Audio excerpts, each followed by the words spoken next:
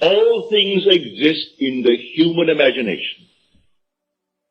And everything you see as an objective reality was produced by imagining. Think of one thing, just think of one thing that would simply deny it. You can't think of one thing. So you go to the moon. You first had to imagine it.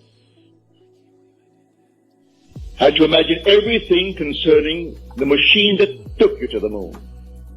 Everything in the world first has to be imagined and then executed. The intelligence to do it will come, but you take the blueprint first and conceive it and dwell in it as though it were true. And no power on earth can stop it from becoming so.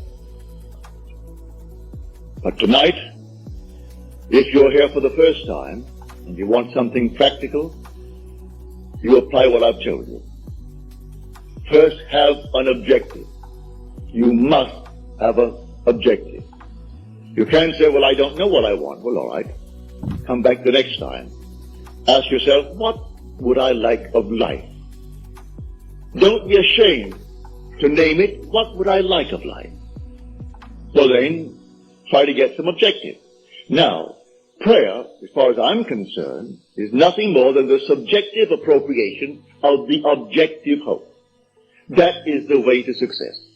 I appropriate it subjectively. How do I appropriate a state subjectively? Well, suppose now, this very moment, I wanted a ball, an ordinary baseball. But there isn't a baseball in the room, all right? But I want one. I would actually assume that I am holding a baseball in my hand until I can feel it. You think you can't feel it? Well, now try it. Try to feel what it would be like if you held a baseball. Now, to prove that you have held it, see what it feels like, the difference now, a tennis ball. See any difference? All right, a golf ball. See any difference? A piece of silk. You feel any difference? If you can distinguish between these many objects, though they are subjective, then there must exist somewhere. If you can actually separate them in your mind's eye and distinguish between these objects, I can begin to feel, begin to sense, begin to smell a rose. Well, a rose doesn't smell or doesn't actually have the odor of another flower. I can detect the rose. Now a lily, an Easter lily. I can detect that. Well, what does it do? Well, I'm going to get them. Someone will think of Neville and send him a flower. And it's going to be the flower that I'm going to actually feel and touch and smell. It works that way. Money has an odor. It's unlike any odor in the world. It's more fragrant to the miser than the most marvelous perfume in the world. He can tell it. You put a money bag to his face, and it's like putting roses to mine. He loves it. He can smell money. He can feel it. Money has a distinct feel about it.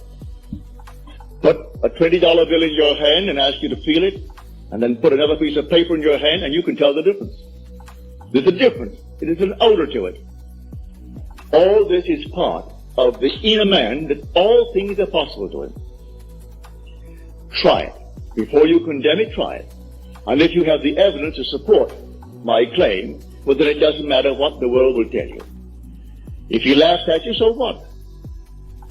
So they laughed at everyone who had an idea that seemed a little bit off-center.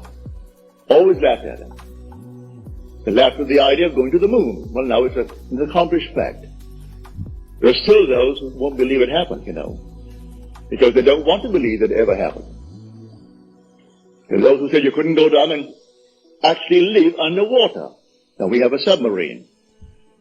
There are still those who won't believe it. You can present them with all the facts in the world, and they won't believe it.